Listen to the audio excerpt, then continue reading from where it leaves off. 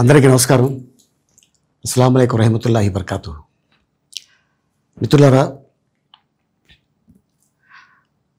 1999లో నేను రాజకీయాల్లో అడుగుపెట్టాను.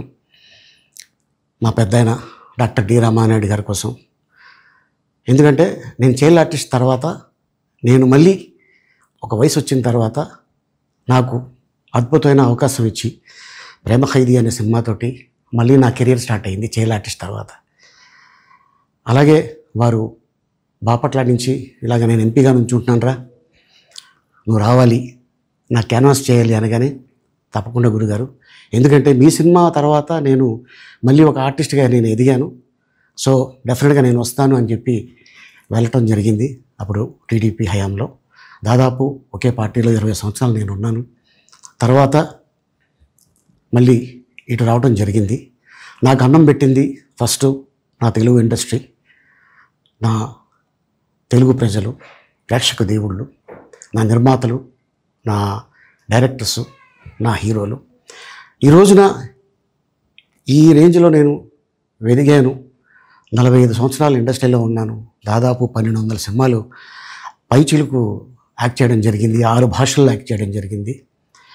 ఓకే, నేను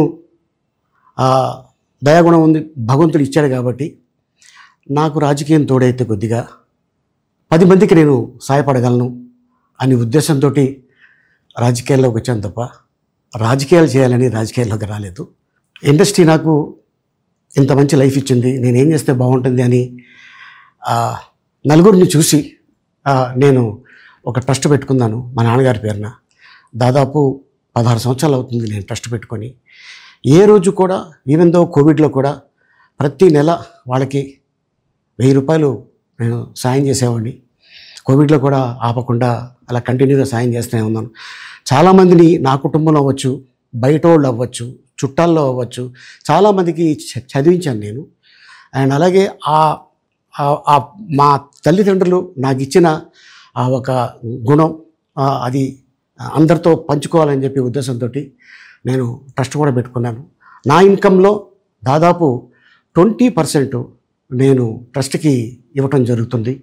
గతంలో కూడా చెప్పా, ఫారిన్ కంట్రీస్లో ఏదైనా ఈవెంట్స్ చేస్తే దాంట్లో నుంచి 60% ట్రస్ట్కి వెళ్ళి 40% నేను తీసుకునేవాడిని. సో ఇట్లాగా చాలా సేవలు చేసి ఉన్నాను కాబట్టి ఈ మాట కూడా నేను మీకు చెప్పుకుంటున్నాను. అండ్ అలాగే నేను వ్యక్తిగతంగా ఎవరి మీద ఏ పార్టీలో ఉన్నా కూడా నేను నా పార్టీ గురించి నేను పొగుడుతాను, అక్కడ ఉన్న వ్యక్తి ఎమ్మెల్యే క్యాండిడేట్ గురించి నేను పొగుడుతాను, నా నాయకుడిని నేను పొగుడుతాను తప్ప ఎప్పుడు ఎవరిని కూడా ఒక మాట అంటాం కానీ వాళ్ళ లైఫ్ గురించి కానీ వాళ్ళ పర్సనల్ లైఫ్ గురించి కానీ ఎప్పుడు కూడా ఏ వేదిక మీద కూడా మీరు వెతికినా కూడా దొరకదు.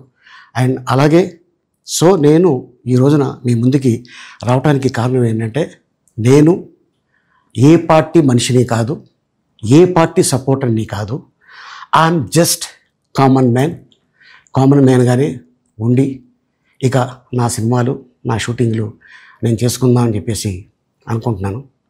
That's it. ఈ మాట చెప్పడానికే నేను మీ ముందుకు వచ్చాను.